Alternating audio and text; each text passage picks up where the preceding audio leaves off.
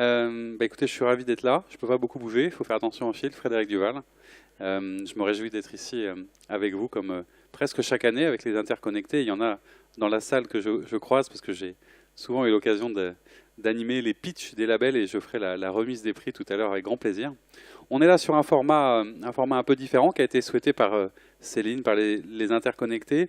Un format un peu tribunal. Alors, je remercie Céline, puisque ça me permet d'être dans mon rêve. J'ai toujours voulu être avocat, donc là, il n'y a pas de risque majeur, donc ça, c'est plutôt une bonne nouvelle. Et puis, il vous faut maintenant imaginer le décor. Donc, on va être comme dans un tribunal. Alors, le principe du tribunal, il est très simple. Je parle sous couvert de...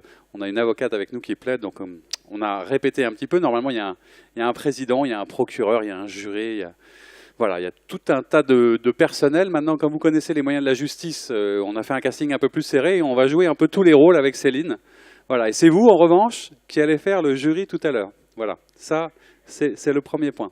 Alors, qui dit tribunal, dit évidemment des témoins, des experts, des gens qui vont venir nous raconter et défendre leur cause, soit pour, soit contre. Et qui dit tribunal, dit aussi accusé. Et on a un accusé, évidemment, aujourd'hui, c'est le PAS. Et c'est Céline qui va nous présenter l'accusé un peu plus en détail et nous parler des enjeux, des problématiques et des conséquences possibles de ce procès. Voilà. Merci Frédéric. Donc effectivement, l'idée, alors c'est une idée qu'on a partagée avec la région Auvergne-Rhône-Alpes, partenaire du forum, et avec lesquels on discutait effectivement de ces projets de passes citoyens, de passes multiservices qui fleurissent dans l'ensemble des collectivités. Il y a une réflexion importante en cours, vous l'avez présenté tout à l'heure, Samy Kefi-Jérôme, dans le cadre de la région. Et du coup, l'occasion était donné par ce format de pouvoir à la fois aller un peu plus loin de ce qu'on fait habituellement dans les tables rondes où on parle effectivement de la manière dont on met en œuvre ces passes et quels services on veut mettre dedans. Là, on s'est dit, finalement, pourquoi on fait ces passes, comment ça fonctionne et qu'est-ce que ça vient servir réellement au sein, dans le service public et dans le rapport aux citoyens. On a voulu questionner ça de manière un peu différente. La mise en forme de type tribunal n'est pas du tout une accusation sévère, c'est plutôt l'occasion de se poser les questions dans un format plus ludique et qui permette aussi de pointer de manière très précise des axes forts dans un sens comme dans l'autre, pour permettre d'illustrer ces enjeux. Donc je remercie d'ores et déjà nos témoins experts qui ont accepté de jouer le jeu avec nous de cette mise en scène. Et je vous propose de démarrer tout de suite pour donner la parole à la partie des pour, donc les défenseurs de ces passes multiservices, et vous le verrez plus largement, les défenseurs d'un service public réétudié avec les moyens d'aujourd'hui et sur les enjeux d'aujourd'hui. Allez, la parole est voilà, à la... on reprend nos casquettes, donc on sera là maintenant sous la casquette avocat, vous l'avez bien compris, parce que c'est pour la scénographie, pour voir si tout le monde suit bien. Et donc, on a décidé de commencer par les ponts. On a tiré au sort tout à l'heure, effectivement, pour que ce soit le plus juste possible. Et moi, il me semblait important de commencer, j'allais dire, avec quelque chose d'inspirant, avec un expert particulièrement inspirant qui nous montre combien, à l'échelle d'un pays, ça peut fonctionner. Et on a la chance d'avoir aujourd'hui avec nous Hugues Pouzet, le consul honoraire d'Estonie. Je vais lui demander de nous rejoindre sur scène. Et puis, je vais lui poser quelques questions. Vous pouvez l'applaudir, d'ailleurs, on est comme dans un tribunal, mais on fait un peu comme on veut en même temps. Merci beaucoup de votre présence. Voilà, c'est très officiel, vous êtes au pupitre et vous êtes donc soumis au feu des questions.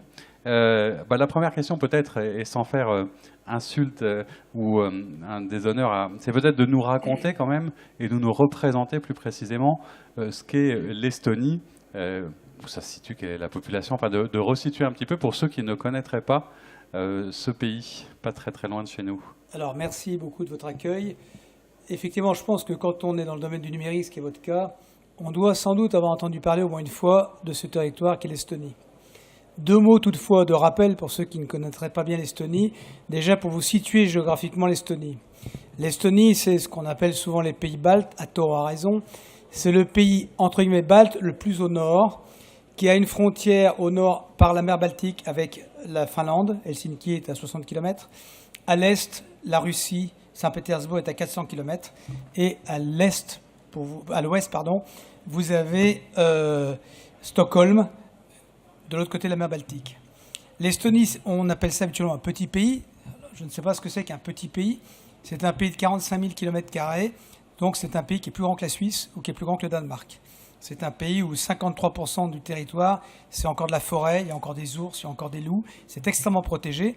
Et c'est un pays qui a eu son indépendance en 1918, donc on va fêter l'anniversaire l'année prochaine, et qui malheureusement, à la suite d'un pacte germano-russe, a été envahi par la Russie dans les années 40, qui a subi la guerre avec l'Allemagne qui les a occupés, et la Russie ensuite qui les a occupés jusqu'en 1991, alors qu'il y a eu des effets terribles, bien sûr, sur des déportations, des victimes, mais finalement, il faut toujours voir le positif, c'est que l'Estonie était la partie, je dirais, très formalisée pour le domaine, on ne peut pas dire que ce n'était pas encore le numérique, mais de l'informatique.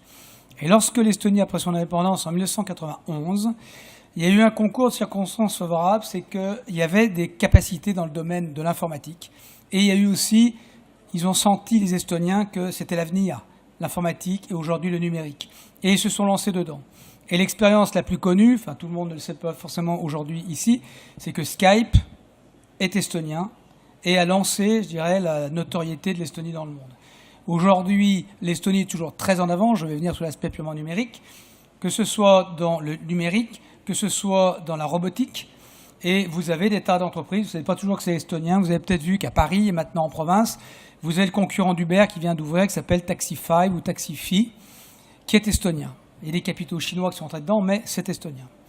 Donc l'aspect numérique, vous entendez peut-être parler de ce qu'on appelle la e-Estonie, puisque tout est dématérialisé. Aujourd'hui en Estonie, toute l'administration est dématérialisée. L'économie mensuelle en volume de papier est à peu près de 300 mètres, ce qui correspondrait... En hauteur, hein, pas en hauteur. Voilà. C'est à titre d'exemple, mais pour garder ça en mémoire, c'est l'auteur de la Tour Eiffel tous les mois qui est économisé. On parle donc de la e-Estonie puisque tout l'appareil gouvernemental est dématérialisé. Notre président de région, Laurent Wauquiez, quand il était ministre il y a déjà quelques années, était allé en Estonie et avait été très étonné d'assister à une réunion du Conseil des ministres où il n'y a pas de papier. Ça n'existe plus. Monsieur Macron et notre monsieur le secrétaire d'État qui va nous rejoindre tout à l'heure ont été, il y a quelques semaines en Estonie, à un sommet sur le numérique. Et je pense qu'ils étaient déjà convaincus avant de partir qu'il va falloir faire, comme a dit monsieur Macron, la e-gouvernance d'ici peut-être 2020-2025. Donc ça, c'est sur, on va dire, l'aspect purement gouvernement. Parlons du citoyen. Les citoyens, ils ont tous une carte d'identité numérique avec une puce qui leur permet d'avoir accès à tous les services. Je dis bien tous les services, parce qu'on en discutait, et on en parlera tout à l'heure, avec nos régions, nos métropoles qui souhaitent ouvrir certaines cartes à un certain nombre de services. Là, c'est tous les services. C'est-à-dire qu'avec votre carte, dont vous n'avez plus besoin, je dirais, de l'avoir forcément physiquement avec vous, vous allez sur votre smartphone aujourd'hui, vous rentrez un premier code, un deuxième code, parce que la sécurité, c'est extrêmement important, et vous avez accès à la possibilité de déclarer la naissance de votre enfant, vous avez la possibilité de payer vos impôts, vous avez la possibilité de voter de n'importe où dans le monde par Internet. Lors des dernières élections en Estonie, 99% des Estoniens, quel que soit leur âge, ont voté par Internet. Vous avez la possibilité d'avoir accès au e-santé, c'est-à-dire que le e-santé, ça va à la fois vous permettre de prendre rendez-vous avec votre médecin, mais surtout, quand vous allez chez votre médecin, votre ordonnance sera électronique. Et ensuite, si vous allez retirer vos produits à la pharmacie, ça sera électronique. Quand vous allez voir n'importe quel médecin, même un nouveau médecin, il a accès à tout, avec votre accord bien sûr, à tout votre dossier médical, ce qui est tout à fait intéressant, parce qu'aujourd'hui, on n'en est pas encore là en France. Vous avez accès au e-parking, que ce soit pour votre vélo électrique ou que ce soit pour votre véhicule automobile. J'arrête si vous souhaitez. Non, pas du tout. J'étais en train de dire que vous n'aviez pas besoin d'avocat, en fait, puisque vous faites tout va bien, les questions, les réponses, c'est super, on a travaillé en amont, donc ça va. Non, mais c'est pour vous expliquer. Parce mais que oui, mais je savais que vous étiez passionné. Et les Estoniens sont très fiers. Je recevais il y a 2 jours une Estonienne qui est à Sciences Po Paris, et sachant qu'on se voyait aujourd'hui, à titre de provocation, je lui demandais un petit peu ce qu'elle pensait de sa carte. Elle me dit, mais j'adore, parce que je fais tout avec. Vous pouvez également signer vos contrats. Vous avez la signature électronique, qui a valeur juridique, ce qui n'est pas reconnu forcément dans tous les pays, enfin une convention internationale qui le permet. tous les domaines sont accessibles de cette voie. À votre cadastre, tous les domaines, ça met... Alors, autre domaine intéressant, c'est le e-école, e-school, qui vous permet d'avoir accès, quand vous êtes élève, éventuellement à vos cours, ou étudiants, ou les parents, pour savoir vos enfants où ils en sont, leurs notes, pour dialoguer. C'est très, très étonnant parce que ça fonctionne parfaitement bien. Et il faut savoir que l'Estonie, c'est quand même, comme je vous disais, plus grand que la Suisse, même si ce n'est pas forcément très grand par rapport à la France, est 100% Wi-Fi. Ça nécessite, si on veut pouvoir proposer de tels services, que l'infrastructure derrière suive. Et nous allons avoir, mais j'en dirai un mot tout à l'heure si vous voulez pour ne pas anticiper, on a aujourd'hui une nouvelle carte qui est la carte de e-résident pour permettre aux entreprises de créer une entreprise en Estonie de n'importe où dans le monde via Internet. Et j'en dirai un mot tout à l'heure si vous le souhaitez. Mais on souhaite, bien sûr. Non, donc voilà, on comprend mieux pourquoi on voulait commencer par vous, parce que c'est très inspirant et parce que vous êtes une référence, et c'est pour ça qu'on parle de l'Estonie comme une référence. Comment vivent, j'allais dire, vos citoyens, vos administrés? Pour eux, c'est devenu totalement naturel. Est-ce qu'il y a eu des freins? Il y a eu quelque chose? Il faut bien comprendre qu'au départ, déjà, l'État estonien a mis à disposition les structures. Je parlais de l'accès Wi-Fi partout, par exemple. Ensuite, il y a eu un aspect très pédagogique pour que les gens n'aient pas peur, quelle que soit leur habitude du numérique, et de l'utilisation de l'informatique et des smartphones aujourd'hui, et puis qu'ils comprennent la facilité et leur intérêt. Quand vous êtes à distance, c'est facile et ça coûte moins cher. Beaucoup de services, grâce à ça, sont moins chers. Et ça a été assez bien perçu. Il faut savoir que, je pense il y a un élément, peut-être la population est moins nombreuse, donc ça joue aussi, mais surtout, il faut voir que quand l'Estonie, comme ces pays, a pris son indépendance, ils avaient un besoin. Déjà, ils avaient besoin de l'Europe, parce que l'Estonie est un pays qui est membre de l'Union européenne, membre de la zone euro, membre de l'OTAN, donc un pays très intégré. Ils avaient un besoin, et je pense que ça a favorisé cette démarche, parce qu'ils étaient en demande. Donc ils étaient ouverts à ces technologies et à l'avenir.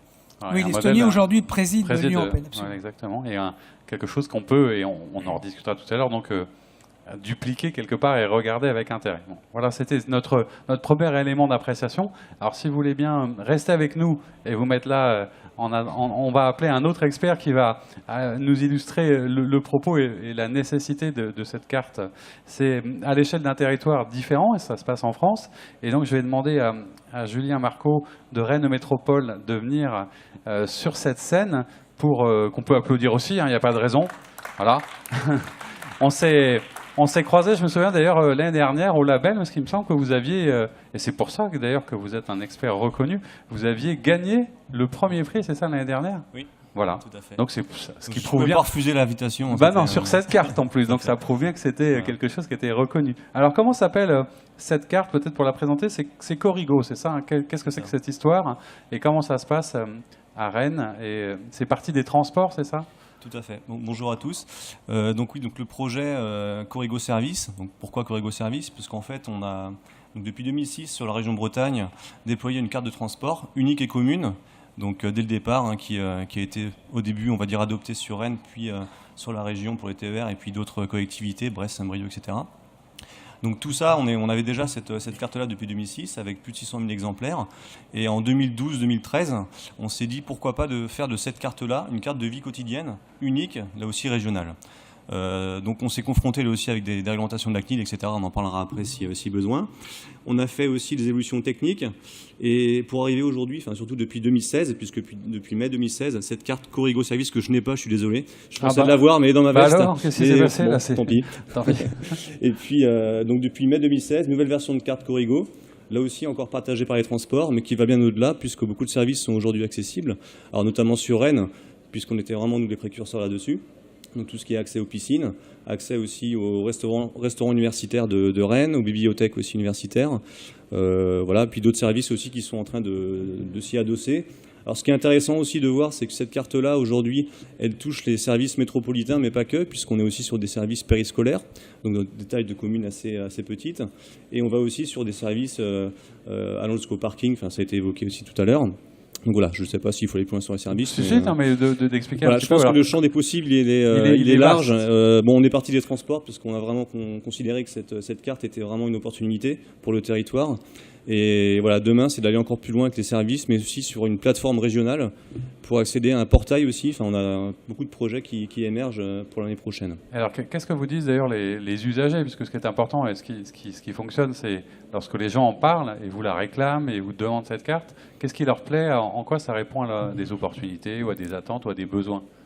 Alors, en fait, en 2014, on a commencé une expérimentation avant d'aller plus loin sur la finalisation de la carte, et on a intégré ce support dans le monde universitaire. Donc on a fait une expérimentation en 2014 sur plusieurs mois, et on s'est rendu compte assez vite que les étudiants, il y avait une forte convergence entre le monde universitaire et le monde des transports, et on a pu démontrer aussi et illustrer toute l'appétence des étudiants pour accéder aux restaurants universitaires, pour accéder aux bibliothèques universitaires, etc.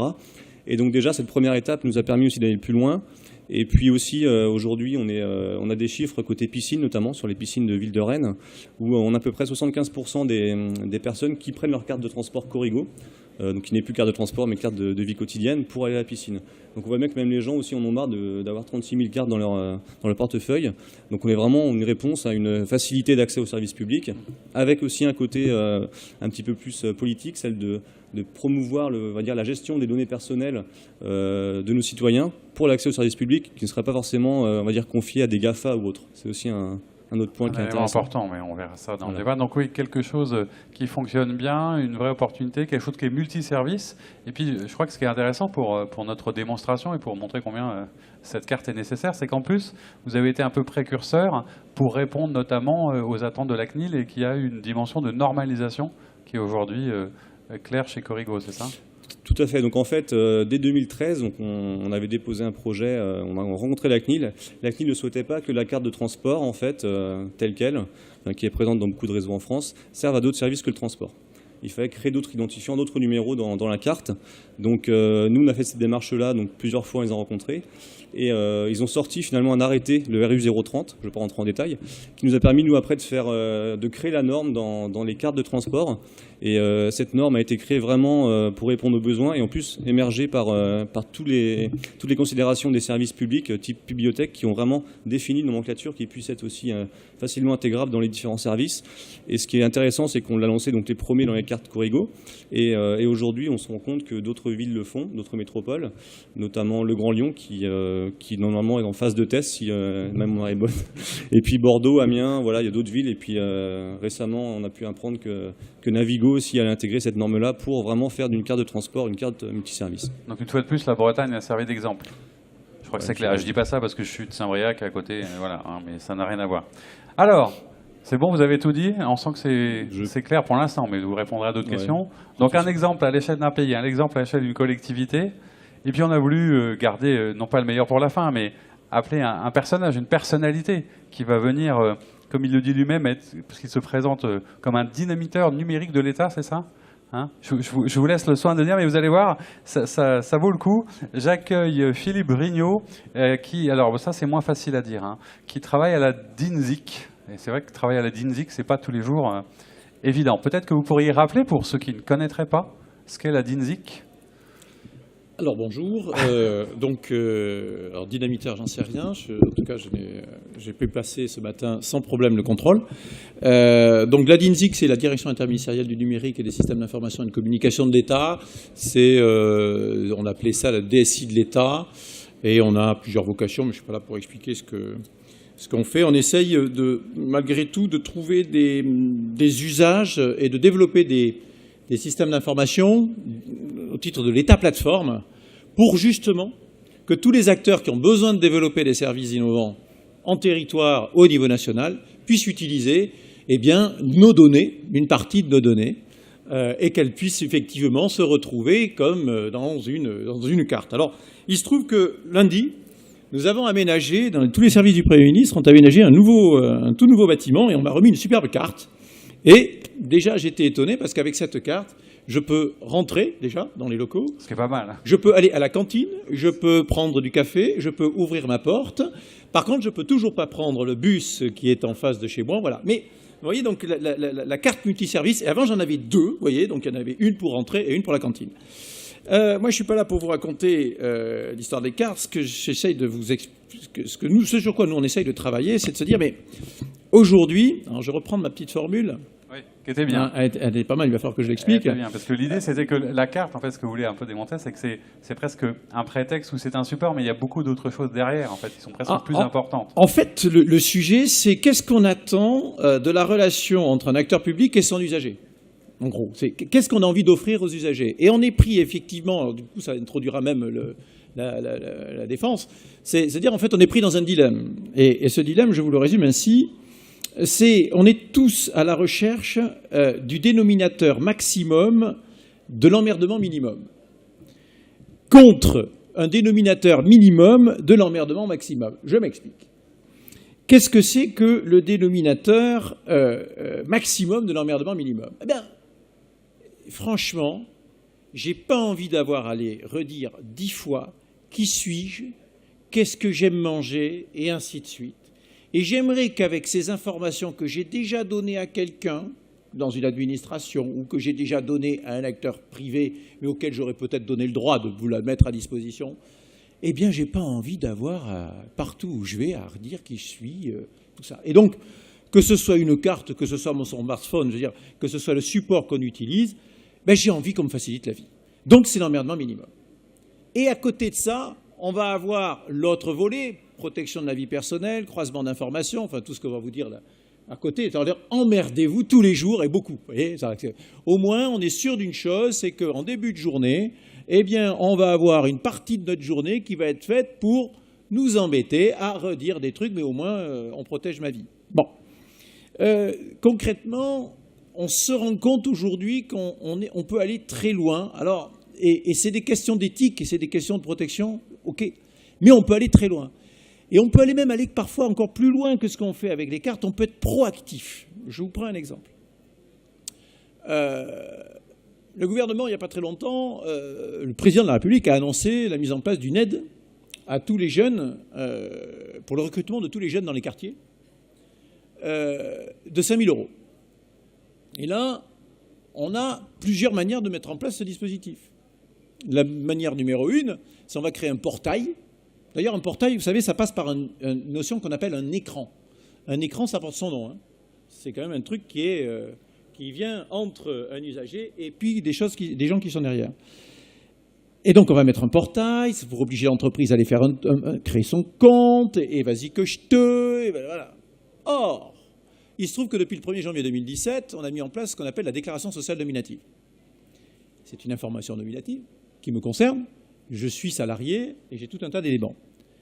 Imaginons un dispositif dans lequel l'entreprise, je sais déjà qu'elle vient de recruter quelqu'un. Je sais que cette personne, elle a un compte en banque à telle adresse. Elle a aussi un téléphone où elle a déclaré une adresse. Donc, je fais ce qui est vraiment l'horreur. Je fais du croisement d'indices. Et donc, je suis capable de dire, en fait, à cette entreprise, dont j'ai eu le mail parce qu'il a fait une déclaration à la DGFiP dans le cadre du compte TVA, « Monsieur, vous venez de recruter quelqu'un qui répond aux conditions, acceptez-vous de recevoir une aide de 5 000 €, cliquez là-dessus, vous êtes compte en banque et crédité ce soir. » Ce que je veux dire, c'est que le pass est un objet qui est déjà énorme, c'est d'ouvrir des droits, d'ouvrir des accès, d'ouvrir de la simplification, mais on voit que derrière le pass, on a cette question de la proactivité de la mise en œuvre, parfois de politique publique. Et cette proactivité, jusqu'où doit-on aller? Et ça, je pense que le sujet, on laissera la défense nous dire que ceci n'est pas possible. Sans bourber avec tout ça. Mais... Voilà, sans bourber, parce que franchement, je ne vois pas où est le problème. Puis, bon. On pourrait même s'arrêter là, je pense, non? Voilà, donc j'ai donné les arguments à la défense pour s'embourber, et j'espère qu'elle le fera dans la meilleure condition, sachant que vous connaissez très bien. Vous connaissez la fable du petit oiseau, hein, quand il... Hein, voilà. Quand eh bien, j'espère... Dans la merde, tu te tais, c'est ça, non? Voilà. Ouais. Très bien. Eh bien, écoutez... Voilà. Tout ça au service du citoyen, parce qu'il ne faut pas l'oublier. Tout ça, c'est une notion... En fait, il y a une vraie lame de fond, il y a un vrai sujet, et tout ça, c'est pour le citoyen, c'est pour ça que comment faire en sorte que, quelque part, l'emmerdement minimum devienne la règle? Voilà la proposition. En tout cas, c'est un axe de travail, c'est un axe de réflexion. Autorisons-nous d'expérimenter, l'expérimentation.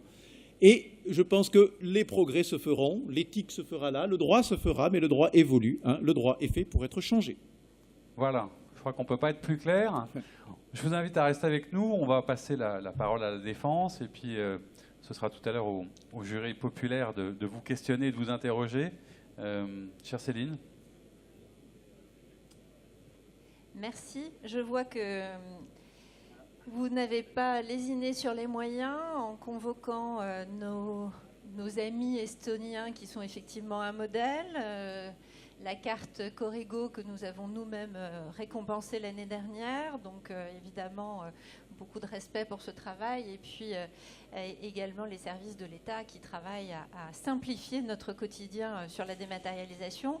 On reconnaît évidemment la force de ce travail-là, on ne va pas le nier. Pour autant, il y a un certain nombre de points qui nous paraissent importants à souligner et c'est ce qu'on va s'efforcer de faire maintenant. Alors, pour illustrer mon propos, j'invite Anaïs Marcel à nous rejoindre sur cette... Ah oui, pardon, on avait dit dans l'autre sens. Pardon. J'invite Sophie Keller de Nova7 à nous rejoindre sur scène. Parce qu'on parle beaucoup du citoyen, mais quelque part, quand on parle du citoyen, est-ce qu'on lui a vraiment posé la question? Est-ce qu'on lui a vraiment demandé ce qu'il voulait? Est-ce qu'on est sûr que le citoyen veut tous ses services sur une seule carte? Et est-ce qu'il le veut vraiment sur une carte? Il y a un certain nombre de questions qui, à mon avis, sont à poser. Alors, Sophie Keller, peut-être en 2 mots pour dire qui vous êtes et d'où vous parlez, pour vous présenter, puis ensuite je poserai mes questions. Oui, alors, bon, c'est pas facile d'intervenir après ces 3 expériences et de s'inscrire en faux, sans passer pour une réac. Et les usagers dont je vais essayer de me faire modestement la porte-parole ne sont pas réac, hein, je ne vous apprends rien. Simplement, l'agence dans laquelle je travaille, donc Nova7, on a mené et on mène régulièrement des études d'usage et du design de services sur des passes multiservices. On a travaillé sur des projets de pass urbains pour la métropole il y a 2 ans. On travaille régulièrement sur des applications ou des multimodes, notamment sur les transports en commun.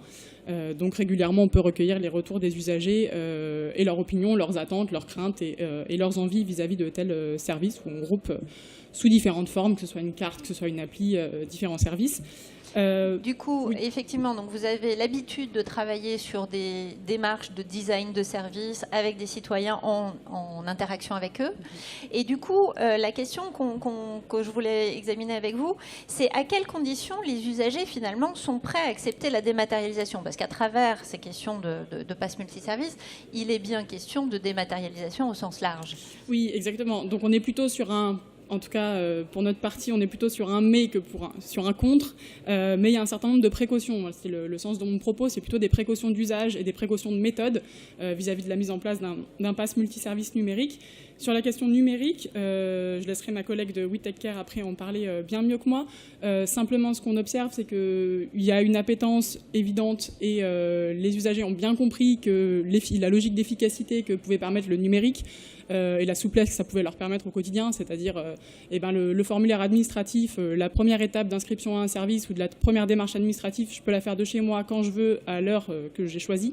Donc ça, c'est plutôt un progrès et on en est tous conscients, je pense. Par contre, on est d'accord avec ça que si ça permet à un autre moment où on a besoin un temps plus qualitatif ou plus de temps tout simplement avec un vrai conseiller ou avec un agent, quand on a des questions plus spécifiques ou quand on est sur des sujets un peu sensibles. Voilà, c'est la réserve sur le numérique qu'on peut émettre. Donc largement accepté, approprié, mais on veut quand même garder aussi la possibilité d'avoir un rapport humain et un service de qualité. Donc un point. Et à quelles conditions les usagers vont s'approprier le service? Parce qu'après, comment on s'assure finalement de l'adhésion ou de la pertinence du service qu'on propose? Oui. Alors, a priori, il n'y a pas de modèle unique, mais un principe qu'on peut éventuellement donner, c'est qu'il faut que l'usager comprenne l'intérêt de ce pass, à quoi ça va lui servir, et qu'il voit la réelle valeur ajoutée. Une valeur ajoutée qui peut se retrouver dans plein de dimensions, sous plein de dimensions différentes. Mais, donc, quelques points de vigilance pour commencer.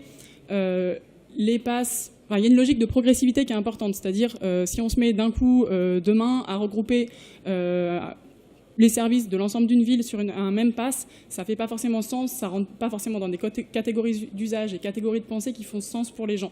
On l'a vu sur Rennes ou en Estonie, j'imagine qu'il y a une culture du numérique en Estonie qui semble évidente, et sur Rennes Métropole, ce qu'on a pu constater, c'est qu'on part des transports en commun. Les transports en commun, c'est un peu le socle de base qui ensuite peut amener vers ok, c'est cohérent, le transport en commun, c'est aussi le lieu qui me permet d'amener dans les équipements de loisirs et culturels que je fréquente. Donc progressivement, on peut éventuellement adosser d'autres services à un pass qui au début regroupe différents modes. Ça fait sens. Donc attention à cette logique un peu fourre-tout, rapide, où on perd un peu en lisibilité vis-à-vis des différents services. De la même manière, on parlait tout à l'heure de l'écran, il faut vraiment que le pass ne se superpose pas, enfin ne fasse pas un nouvel intermédiaire qui fasse justement écran entre le service original et la manière dont l'usager interagit d'habitude avec le service. C'est-à-dire qu'il faut que ça lui permette donc soit un accès plus rapide, plus simplifié au service, soit éventuellement que ça lui permette des services en plus. On se rend compte que dans l'interaction avec n'importe quel type de service public, service urbain, les usagers, ils sont en attente de quoi? Ils cherchent de l'interopérabilité, donc pouvoir passer d'un service à un autre de manière assez fluide, mais encore une fois, dans des catégories de pensée qui font sens. On n'arbitre pas tous les jours entre non plus 15 modes de transport, enfin en tout cas moi c'est pas mon cas, 15 modes, ok, les modes de transport c'est évidemment une catégorie cohérente, mais on n'arbitre pas tous les jours entre des échelles territoriales différentes. C'est pas des calculs qu'on fait tous les jours. Donc il y a des catégories de pensée qui font plus sens. Sur la mobilité, c'est le cas. Sur le tourisme, on a la Lyon City Card à Lyon qui justement regroupe différents services de la mobilité aux loisirs, culture, etc. Mais ça s'adresse à un public spécifique. De la même manière, le pass culture est spécifié sur la culture, donc ça s'intègre dans des usages cohérents et on va dire faciles à s'approprier. Donc voilà, la première valeur ajoutée possible, c'est évidemment simplifier l'accès aux services. Et la deuxième, c'est offrir des services en plus. Donc les usagers cherchent de l'interopérabilité, ils cherchent aussi des opportunités, des bons plans. Donc ils verront l'intérêt d'un pass s'il leur permet des réductions, découvrir des nouvelles salles de spectacle dans lesquelles ils ne vont pas d'habitude, ce genre de choses. Pardon. Donc si je résume un petit peu, donc l'idée c'est de dire il y a appropriation si on est dans un usage finalement assez naturel pour une catégorie de public, que ça apporte des choses en plus, que ça reste simple d'usage et avec une proposition qui ne va pas perdre finalement le risque, ça peut être de perdre le citoyen en essayant de tout lui donner en une seule fois. Alors pour une mise en place concrète sur le territoire, est-ce qu'il y a des précautions d'usage finalement pour réussir ce type de choses, et si ce n'est pas bien fait, peut-être que c'est un argument contre ces passes. Oui, alors en termes de... Je vais revenir sur ce que j'ai dit au tout début. Il faut que... Enfin, ça semble important que les usagers comprennent le sens de ce pass-là et quel type de politique publique il sert et quels usages il vise à favoriser. Donc la première précaution d'usage, c'est plutôt partir de, certes, développer un pass qui regroupe l'ensemble des services d'une ville, c'est hyper séduisant, c'est un défi technique, technologique, organisationnel stimulant. Par contre, il prend son intérêt vraiment quand on répond à une politique publique qui peut être celle de favoriser l'intermodalité et l'utilisation du covoiturage par exemple, celle de découvrir de nouvelles salles de spectacle pour des publics habitués à fréquenter des grands équipements culturels, voilà, ou simplifier tout simplement l'accès, le passage d'informations et l'accès aux services petite enfance. Je cible certaines catégories. Donc ça, c'est une première précaution, hein. L'usager a besoin de comprendre, les usagers sont quand même de plus en plus, ou en tout cas on remarque qu'ils le sont, de plus en plus conscients et attentifs aux dépenses publiques. Donc il y a un risque, enfin c'est une petite précaution d'usage, enfin un petit point de vigilance qui a un effet qui peut paraître gadget pour certains services. Voilà, ça peut être bloquant pour l'usager, il faut vraiment qu'il voit l'intérêt, simplifier ou de nouveaux services, et qu'il comprenne dans quel sens ça va. Donc ça c'est la première. Il y a une logique une deuxième, et on termine. Une logique de ciblage, justement, s'inscrire dans des catégories d'usagers qui font sens, dans des situations d'usage réel.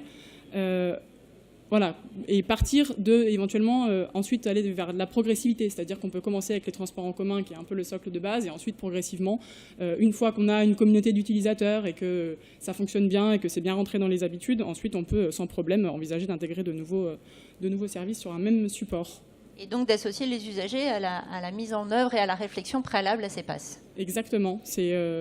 Ça peut être un point assez essentiel avant de développer un tel outil, de tester la pertinence justement des regroupements de catégories qu'on a fait et voir si ça fait sens pour les gens et si demain concrètement ils auront le réflexe d'utiliser un même pass pour aller à la bibliothèque et prendre les transports en commun et aller au musée. Merci beaucoup. Je vous invite à rejoindre le point.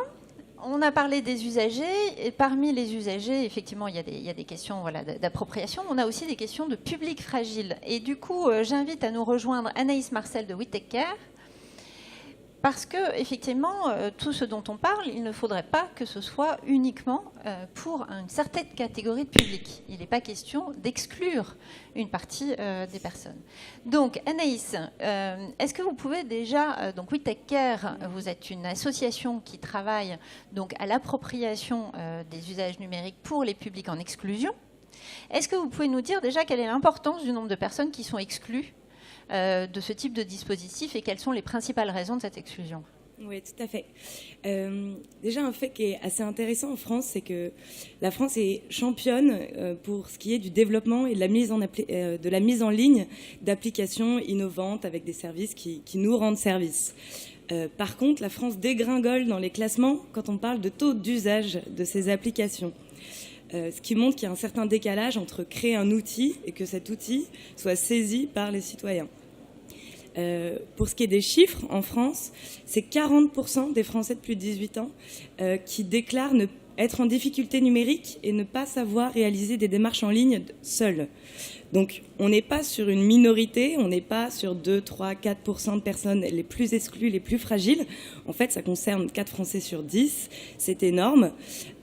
Dans ces 40%, il ne faut pas pour autant penser que c'est 40% de citoyens, donc 15 millions de Français, qui n'ont jamais touché un ordinateur de leur vie ou qui ne sont jamais allés sur Internet. Ce qui est important de savoir, c'est qu'il y a des profils de précarité numérique. Dans ces profils, nous, on en distingue 3 chez We Take Care pour justement vulgariser et que les collectivités saisissent de ces concepts-là. Il y a 3 profils. Le premier profil, on les appelle ceux qui sont exclus durablement du numérique.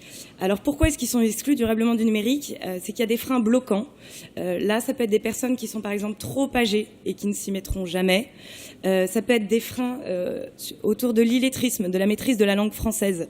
On le sait, les outils numériques, c'est essentiellement de l'écrit. Et donc, ça peut être un prérequis nécessaire avant de pouvoir utiliser seul ces services. Un autre frein, ça peut être les handicaps qui empêchent la prise en autonomie s'il n'y a pas d'outils adaptés dans l'usage de ces nouveaux services, de ces nouvelles applications. Donc là, on parlait des exclus, ça c'est 7% des Français. Le deuxième profil, c'est ceux qu'on va plutôt désigner comme éloignés. Là, on est plutôt dans un problème de compétences. En fait, il faut bien se dire que utiliser un smartphone, utiliser un ordinateur, faire toutes ces choses en ligne, c'est pas inné. Soit on y a été amené culturellement, soit par la vie professionnelle, mais ce sont des compétences numériques de base qui s'apprennent. Et une personne qui n'a pas eu l'occasion de les apprendre a besoin d'avoir recours à des services de médiation numérique, de formation à ces compétences.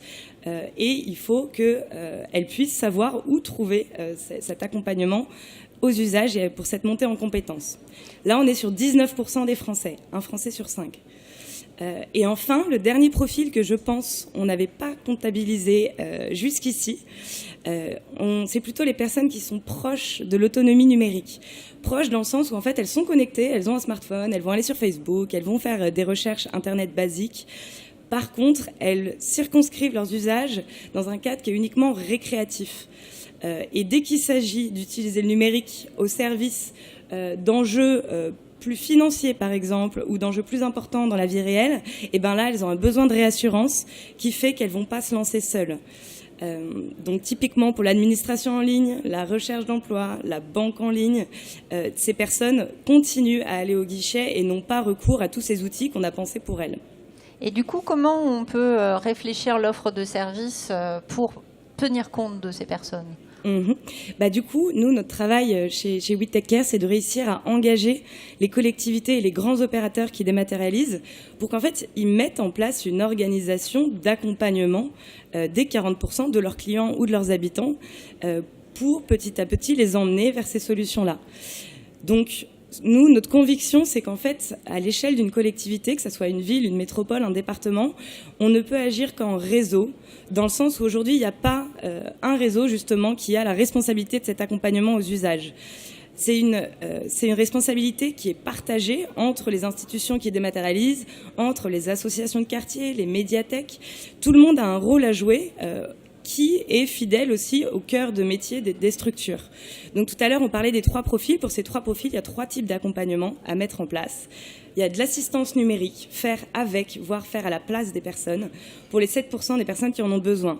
Aujourd'hui, on constate qu'à l'échelle d'une collectivité, ça va beaucoup être l'action sociale qui se positionne sur ce type d'accompagnement-là et qui demande à être formée et outillée. Deuxième accompagnement à mettre en place, c'est cette médiation numérique. Et là, on peut mobiliser, sensibiliser, former et outiller les bibliothèques, les médiathèques, les espaces publics numériques, les maisons de services au public, les centres sociaux qui se positionnent beaucoup sur cette thématique-là. Et le troisième point ? Et le troisième point, donc on est plutôt là sur les proches, les rassurer, faire des coups de pouce. En un atelier collectif, on peut vraiment faire gagner à quelqu'un son autonomie sur un service. Et là, c'est les opérateurs qui dématérialisent, qui pourraient prendre cette responsabilité que d'accompagner leur propre public via des coups de pouce ponctuels. Merci beaucoup. Donc on le voit, c'est pas évident. Toute une partie de la population ne va pas naturellement s'approprier ce type de dispositif pour toutes les raisons qu'on vient de voir. Voilà. Et la collectivité a un rôle à jouer dans cette animation de réponse collective. Merci pour votre témoignage.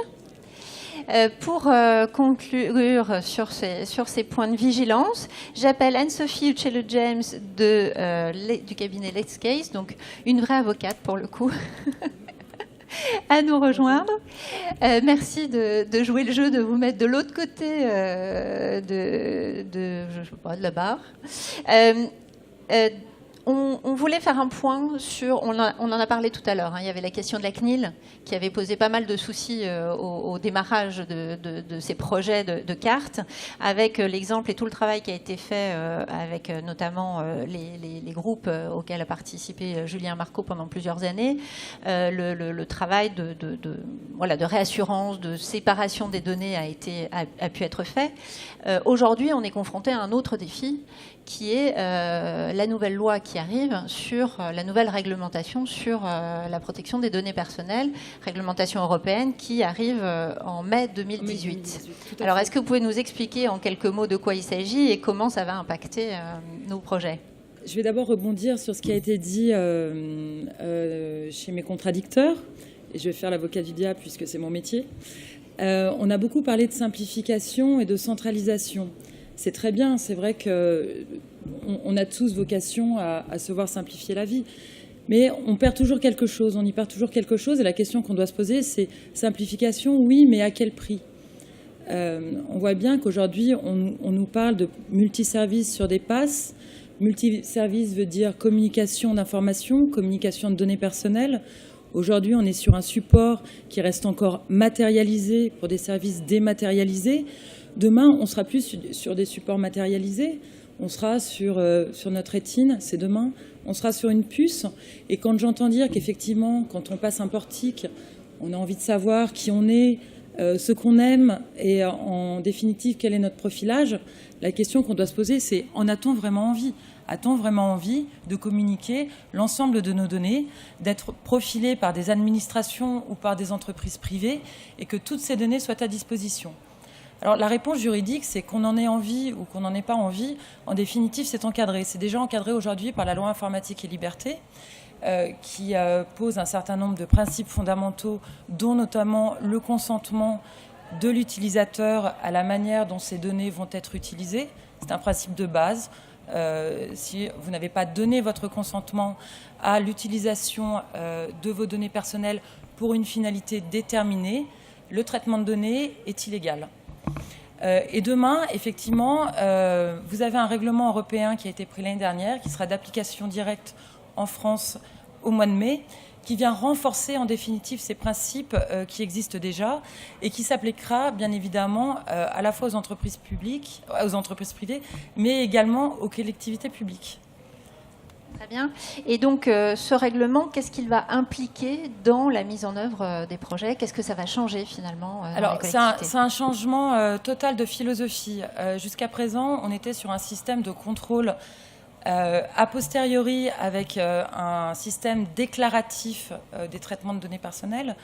Demain, on va être sur un modèle de ce qu'on appelle accountability, ce qui veut dire que l'aspect données personnelles devra être pris en compte dès le départ, c'est-à-dire qu'on parle par exemple de plateforme, on va parler d'application, on va être sur de la privacy by design, c'est-à-dire que dès la conception même de ces éléments, de ces plateformes, la notion de données personnelles devra être prise en compte. Il n'y aura plus de déclaration à faire. Les collectivités territoriales et les entreprises privées devront être à même de pouvoir faire évoluer leur gestion interne afin de pouvoir démontrer au fil du temps qu'elles sont en totale conformité avec les nouveaux principes édictés qui viennent renforcer les principes déjà existants, à savoir le consentement express des utilisateurs, consommateurs à l'utilisation de leurs données, une information claire et précise portée à leur connaissance sur la manière dont leurs données vont être utilisées, une autorisation express sur l'existence de profilage. Quand on parle de traitement de données, souvent je vois les gens sont un peu perdus, on me dit bah oui mais moi j'ai une base de données entière et j'en ai qu'une seule. En fait, par traitement de données au sens données personnelles, on entend finalité de données, c'est-à-dire la raison pour laquelle vos données sont collectées et la manière, la finalité pour laquelle elles vont être utilisées. Par exemple, si on collecte une donnée pour une entrée de piscine, on ne va pas pouvoir la réutiliser pour une entrée de bibliothèque ou pour un self.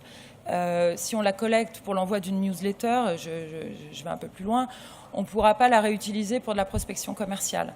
Tout ça, ça constitue une finalité. Vous donnez votre autorisation pour une finalité. Ça veut dire que pour l'ensemble des autres, vous n'avez pas donné votre autorisation et vos données ne peuvent pas être utilisées. Donc au final, ce que vous expliquez, c'est qu'au regard de la loi, le fait de rassembler sur un même support ou de collecter les différentes fonctionnalités ne change pas le fait que vous avez des finalités juxtaposées finalement. Exactement. Et du coup, il faudra faire le travail pour chacun des objectifs pour Exactement. lesquels pour vous chacune servez. des finalités, il faudra notamment en termes de sécurité s'assurer qu'il n'y a pas, qu'il faudra compartimenter en définitive les services pour qu'il n'y ait pas de diffusion d'informations d'un service à l'autre. Ce qui veut dire qu'en gros, on rassemble des informations sur un même pass, sur une même carte, mais derrière, ça ne veut pas dire que ces informations sont totalement mergées et qu'on peut les utiliser les unes ou les autres pour les uns ou les autres de l'ensemble des services. Donc c'est très bien, on peut pas aller à l'encontre du progrès, on peut pas aller à l'encontre de ça, simplement des garde-fous au niveau de liberté fondamentale.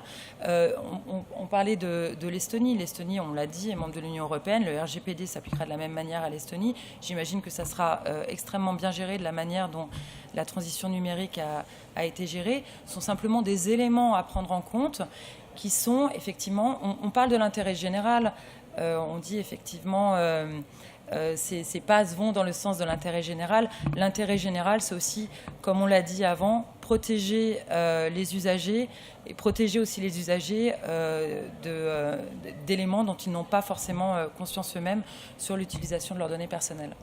Merci beaucoup de ce point qui est important et qui préoccupe beaucoup des collectivités aujourd'hui.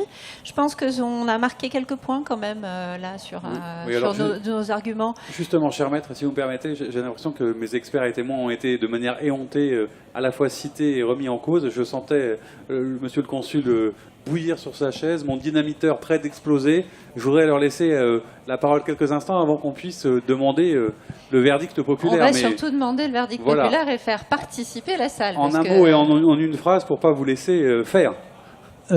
Merci, je ne sais pas s'il fonctionnait. Non, je n'ai pas du tout, je boue pas du tout. Je voulais juste préciser deux choses. La première, c'est qu'en Estonie, vous n'avez qu'une carte. Avec la carte, vous faites toutes les formalités, on va dire, administratives au sens large. Donc vous n'êtes pas multicarte pour aller entrer quelque part ailleurs. Donc ça, c'est très important parce que c'est l'aspect justement qui est magique. Vous pouvez gérer votre entreprise avec votre carte. Vous pouvez payer vos impôts, voir votre compte en banque, etc. Deuxième chose importante, et ça va dans le sens que vous disiez tout à l'heure, et c'est un des motifs de la réussite, c'est que vous rentrez une fois vos données dans une administration et c'est transversal. Vous vous faites arrêter par la police, vous devez donner un certain nombre d'informations, soit à la police, soit à la justice. Ça va être transversal. On n'aura pas à chaque fois, si vous êtes dans une autre administration, besoin de vous redemander. Donc il n'y a pas les emmerdements, comme vous disiez tout à l'heure, pour parler, comme vous disiez, de cette nature. Autre chose que je voulais préciser, c'est que les données en Estonie restent personnelles. Et ce n'est pas que théorique, parce que il y a une façon d'accéder pour voir si des gens ont questionné vos données.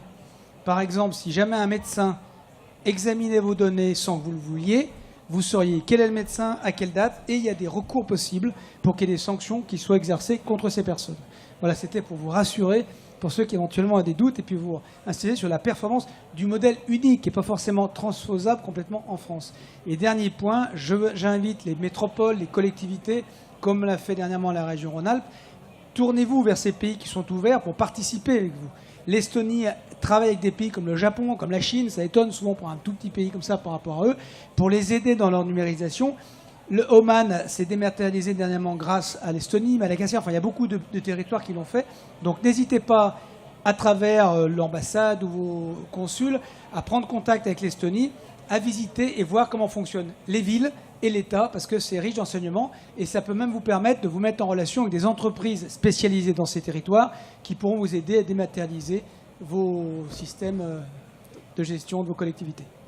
Alors, une dernière précision avant qu'on demande, c'est à vous, hein, psychologiquement, il faut vous préparer à choisir votre camp, puisqu'on va faire dans quelques instants un vote à main levée, et je viendrai après interroger et questionner chacun sur les raisons du choix, donc concentrez-vous. Un dernier argument.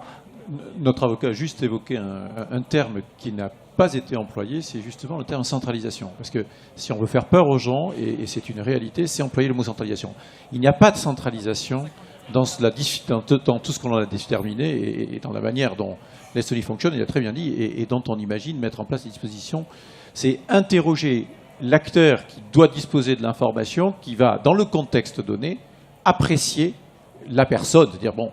Mais c'est à un moment donné qu'on va aller faire une requête vers le service qui va disposer de l'information dont on a besoin. C'est absolument pas de la centralisation de la donnée. On n'est pas du Big Brother et c'est certainement pas ça vers quoi il faut aller. La deuxième chose, c'est qu'il y a déjà des choses qui préfigurent la mise en place de ce qu'on a évoqué, c'est France Connect.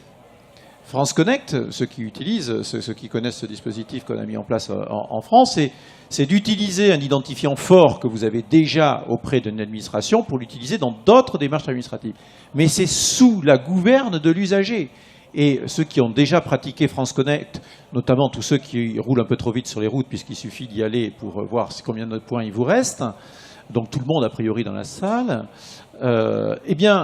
vous avez toutes les utilisations qui ont été faites de France Connect. Vous savez exactement, vous pouvez faire l'historique, dans quel contexte vous avez utilisé, pour quelles données, et en plus, à quel moment vous avez donné un droit d'accès à une administration à vos données. Donc c'est ce modèle-là sur lequel il faut qu'on aille beaucoup plus fort, beaucoup plus loin maintenant. Mais donc, vraiment, pas de chiffon rouge avec des mots dont on sait que ce n'est pas vers ça du tout que l'on va aller. Alors, ça y est. Je suis le dernier, j'ai eu peur de louper mon tour. Oui, non, mais j'étais vigilant. Pour ma défense. Donc juste 3 points rapides. Le premier point, pour revenir sur la carte, en effet, on n'a pas de données d'usage sur les cartes multiservices, c'est des numéros. Donc en fait, tout se passe en back-office, toutes les données personnelles liées à un service restent en back-office, ce qui permet aussi d'une meilleure intégration. Ça, c'est un peu comme ça que ça a été conçu au niveau de la carte Corrigo, mais aussi dans d'autres projets métropolitains en France. Deuxième point, fracture numérique, en effet. Je pense que là, je reviens sur le pass multiservice. Je pense que la carte, quelque part, répond à un grand nombre d'usagers, ce que ne fait pas forcément le smartphone. Et troisième point, un élément qu'on n'a pas trop évoqué aujourd'hui, c'est le développement durable. Et je pense que le pass multiservice répond aussi à cette notion de développement durable, puisqu'on va aussi limiter les cartes plastiques qui sont renouvelées tous les ans sur plusieurs communes, pour plusieurs services. On répond aussi à un point qui est important, puisque derrière la carte de transport multiservice, on irrigue l'usage du transport en commun et des mobilités alternatives aux véhicules particuliers. Voilà, merci. Je crois que c'est clair. Est-ce qu'il y a une dernière demande de précision avant qu'on passe et qu'on aille interroger la salle? Ah, l'avocate ne peut pas résister. C'est ça, attention. Non, c'est normalement quand on répond, on reparle derrière. C'est vrai. Voilà, donc on applique simplement les règles. Non, j'ai parlé de centralisation tout bêtement parce que matériellement, on est bien sur une centralisation d'un usage, enfin un usage qui permet une centralisation des données. Et c'est vrai que quand vous disiez tout à l'heure dans votre exemple dont on parlait avant, à partir du moment où on est capable de croiser des données pour proposer un service quel qu'il soit, c'est bien qu'on a un usage, c'est peut-être pas du profilage. Là, dans l'usage dans lequel vous parliez, c'est pas du profilage. C'est-à-dire qu'on se sert bien de données collectées pour des services différents afin de proposer autre chose. Donc c'est simplement de la vigilance par rapport à ça. Et sur l'anonymisation ou le fait d'allouer des numéros, effectivement, c'est très bien. Quand vous dites que les données personnelles sont en back-office, on en fait quoi? Elles sont conservées combien de temps? Elles sont hébergées où? Elles sont accessibles à qui? Le niveau de sécurité? Voilà, c'est toutes ces questions. C'est-à-dire que le droit n'est jamais l'ennemi d'une avancée,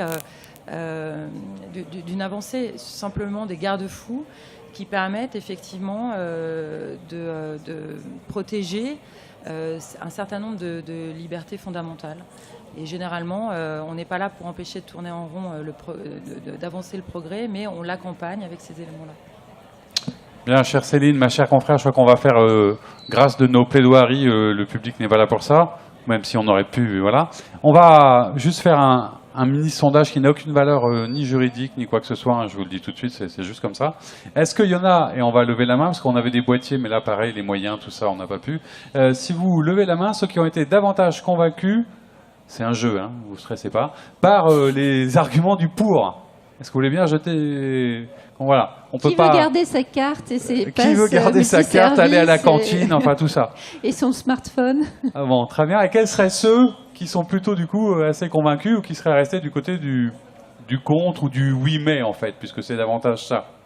Il y a quelques oui mais quand même. Il y a quelques oui mais. Est-ce qu'il y en a qui se sont endormis, qui n'ont pas compris, qui n'ont pas envie de le dire Non, tout va bien. Alors, est-ce que parmi ceux qui se sont exprimés en disant qu'ils étaient plutôt pour, est-ce qu'il y a des questions, des demandes de précision, des envies, des explications de vote, comme on dit? Est-ce que quelqu'un veut prendre la parole ou poser une question à nos experts et à nos témoins?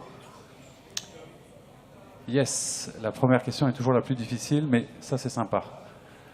Voilà, vous n'oubliez pas de vous présenter, hein. Voilà, allez-y. Bonjour, je m'appelle Franck, je suis cofondateur d'une start-up qui s'appelle MyBus et qui œuvre dans la gestion du M-ticketing sur smartphone. Donc ça me parle beaucoup, le débat actuel. Et je pense que ça a été résumé par vous, madame, tout à l'heure. À partir du moment où on a le consentement, évidemment, il faut faire attention où on stocke les données, etc., etc. Mais à partir du moment où on a le consentement, que ce soit sur une carte ou sur un smartphone, l'usager est suffisamment mature pour dire oui, je veux que telle et telle donnée soit utilisée par tel service pour aller à la piscine, tel service pour les transports, etc. Que je puisse le mettre à jour en temps réel.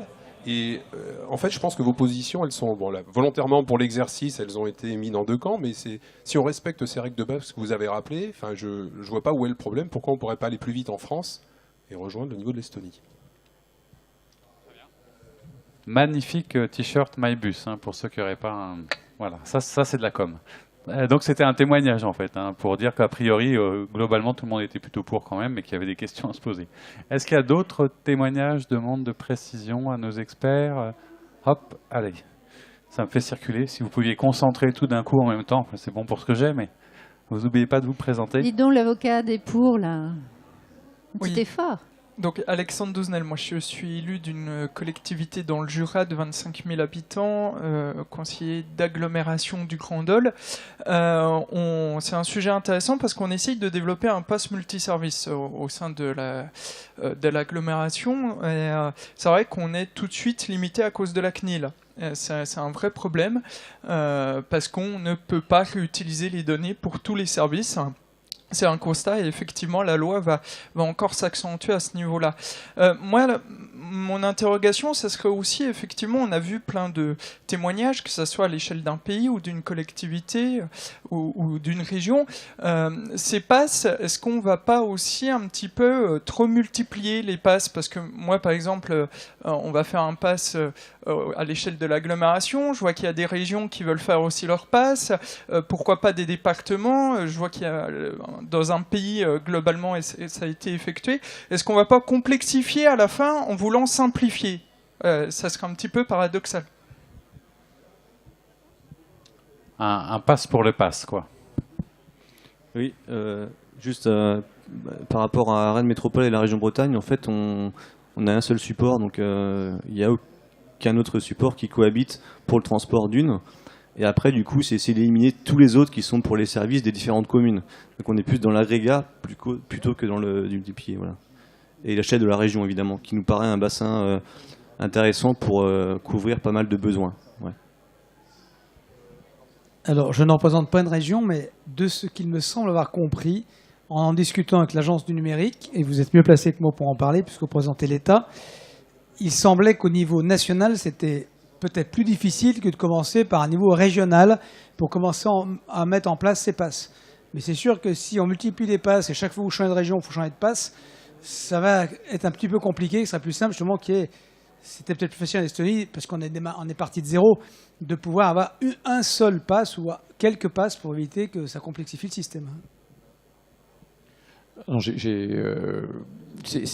on a une histoire hein, et on a une constitution. On a des articles dans cette constitution qui donnent à chaque collectivité locale une certaine compétence qu'elle ne peut ou ne peut pas déléguer. Et donc déjà, j'ai envie de dire, il y a intrinsèquement, quand vous devez mettre en place un pass qui va être multi-acteurs, ça ne va pas se faire par l'ordre, ça va se faire forcément par de la recherche de compromis et de discussion. Et on est dans un pays où il y a beaucoup de discussions pour arriver à des moments où on se met tous d'accord.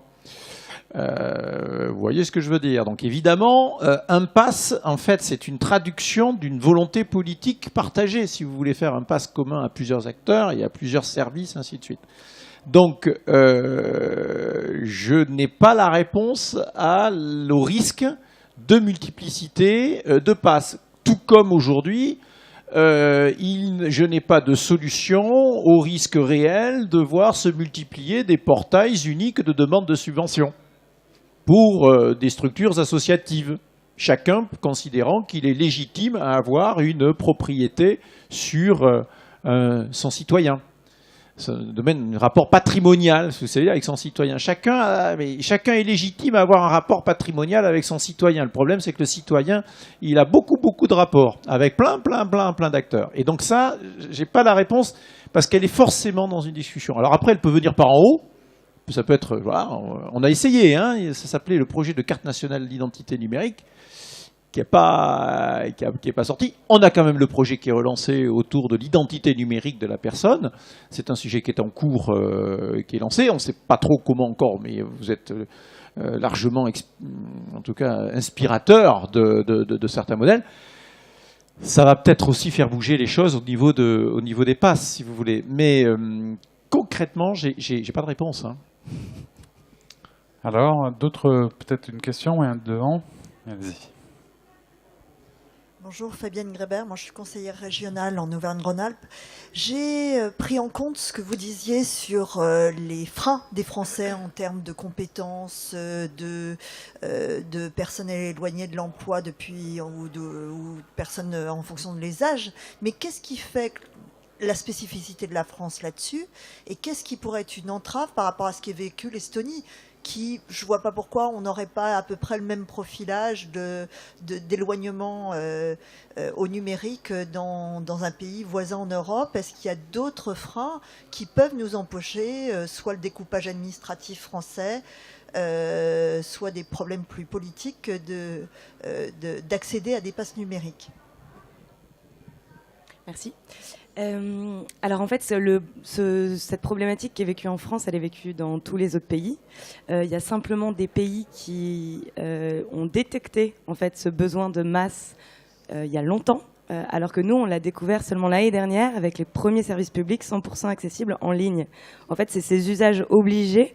Donc à la CAF, à Pôle emploi, etc., les impôts bientôt pour tout le monde, qui ont révélé en fait ce besoin d'accompagnement qui, en fait, quand il y a plusieurs canaux accessibles, on ne sait pas quel est le frein qui fait que la personne n'utilise pas Internet. Si on s'intéresse par exemple à l'exemple britannique, ça fait 10 ans qu'ils ont une délégation de services publics financée pour animer un réseau d'acteurs de l'inclusion numérique en fait. Donc il y a plus de 5000 structures qui agissent et en fait c'est juste que ça met un temps à se mettre en place, mais je pense que la France est aujourd'hui, le temps de la sensibilisation et du diagnostic est passé. Je dirais que ces 2 dernières années étaient beaucoup consacrées à ça et que maintenant les collectivités, en tout cas qu'on rencontre au quotidien, se demandent plutôt comment passer à l'action pour agir. Et nous, on estime qu'en 4 ans, si les choses se mettent en place et si les collectivités se saisissent de ce sujet-là, on peut arriver à former les 15 millions de Français qui en ont besoin. Merci. Une dernière question pour qu'on soit dans le respect du timing. Là-bas? Ah oui, je refais le tour. Continuez de lever la main parce que je vois déjà pas grand-chose, mais alors dans le noir. Ce sera la dernière question, donc une question courte et une réponse synthétique. Merci. Et bonjour et merci à tous. Christophe, citoyen du Monde. Une question qui me taraude un peu depuis tout à l'heure. On ne parle absolument pas de commerce et de business. OK pour la partie simplification des démarches administratives, etc. Mais il y a quand même dans la notion de pass une conséquence business avérée. Quand on va à Londres prendre le pass X ou Y pour visiter Londres, il y a des commerçants associés, d'autres pas. Donc n'y a-t-il pas un risque de centralisation quelque part de quelques acteurs qui vont pouvoir manger sur le dos du pass et en laissant à côté tous les autres? Alors, si vous permettez, c'est une réponse peut-être partielle. Je l'ai évoqué tout à l'heure. L'Estonie, pour l'aspect, c'est pour ça que je l'avais évoqué au départ, commercial, permet d'abord pour les citoyens d'immatriculer leur société très rapidement et d'être, comme on dit, business friendly, de faciliter les démarches administratives, etc. Mais l'Estonie a eu l'originalité, comme c'est un petit pays pour exister, de se dire on va créer une nouvelle identité numérique transnationale pour les entreprises, pour permettre à une entreprise de se créer en Europe, puisqu'ils sont en Europe, en Estonie, par Internet, en quelques minutes, sans avoir besoin d'avoir un bureau réel en Estonie. C'est un bureau virtuel. L'Estonie a démarré ça en 2014 avec 0 e-résidents. Aujourd'hui, on doit être à 12-15 000 et l'Estonie, en 2025, espère en avoir à peu près 10 millions. Et c'est très intéressant parce que quand vous êtes une société française, ça a un intérêt, je dirais, si vous avez un hub dans le nord de l'Europe, pour pouvoir avoir une société qui vous facilite les démarches. Par contre, pour une société non européenne, c'est une porte d'entrée. Et je vous assure qu'aujourd'hui, avec les problèmes de Brexit notamment, beaucoup de sociétés, qu'elles soient en Inde, qu'elles soient aux États-Unis, qui veulent s'implanter en Europe, mais qui n'ont pas nécessairement besoin et la volonté de louer un bureau, d'avoir du personnel, passent par ce biais de cette économie. Donc c'était juste une réponse partielle, parce que ça n'est pas la réponse faite pour le commerce, mais c'est une réponse destinée quand même aux entreprises, où le numérique, une fois encore, peut permettre d'avoir un accès facilité. Alors peut-être un dernier mini-tour de table pour ne pas générer de frustration. S'il y a un mot de conclusion, quelque chose qui vous aurait échappé, un dernier message à dire avant un micro-élément de conclusion pour rappeler quelque chose qui vous aurait échappé. C'était pour revenir sur le commerce, mais bon, c'est pas grave. Si, au contraire, allez-y, ça fera office de conclusion. La question sur le commerce. En effet, sur les passes multiservices, on a, nous, dans les partenaires, on avait le Carré Rennais, qui est en fait une asso qui fédère plusieurs centaines de commerçants locaux. La difficulté des commerçants, c'est que soit on se heurte à des cartes de fidélité de grandes enseignes, en fait, donc qui n'ont pas forcément envie d'aller sur un pass, effacer leur marque sur un pass multiservice régional ou territorial. Et après, derrière, c'est l'autre pendant, c'est les petits commerçants qui n'ont pas forcément le lecteur qui va bien pour lire la carte, qui n'ont pas forcément tout le système informatique pour gérer une fidélité. Donc, les commerçants, c'est compliqué. C'est un sujet que nous, on n'a pas mis de côté. Maintenant, ça va beaucoup moins vite que ce qu'on avait envie de faire, quoi. Alors, juste un mot de conclusion. Je crois que ce qu'on est en train de vivre, c'est un moment où l'expérimentation, qui est quand même au cœur du projet de loi qui a été présenté la semaine dernière sur cet état numérique, il va falloir qu'on expérimente. Il va falloir qu'on cadre ces expérimentations, mais il va falloir qu'on expérimente. Et quand on dit expérimenter, il y a aussi le droit à l'erreur.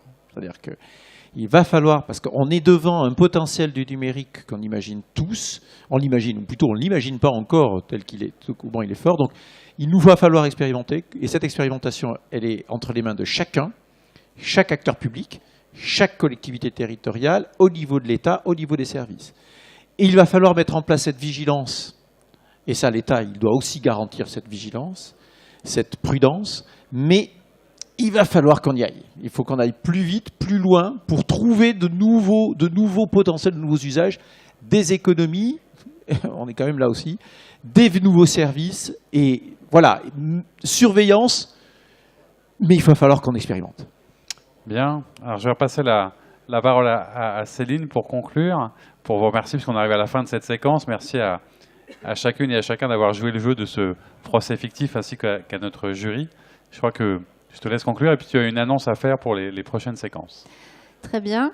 Donc, en tout cas, je voulais remercier tous les participants à ce débat, vous inviter à continuer à dialoguer avec eux. On l'a vu, hein, les points de vigilance, quand même, ils sont réels. Prise en compte des besoins des usagers et associer les usagers, je pense, aux réflexions, ça reste très important.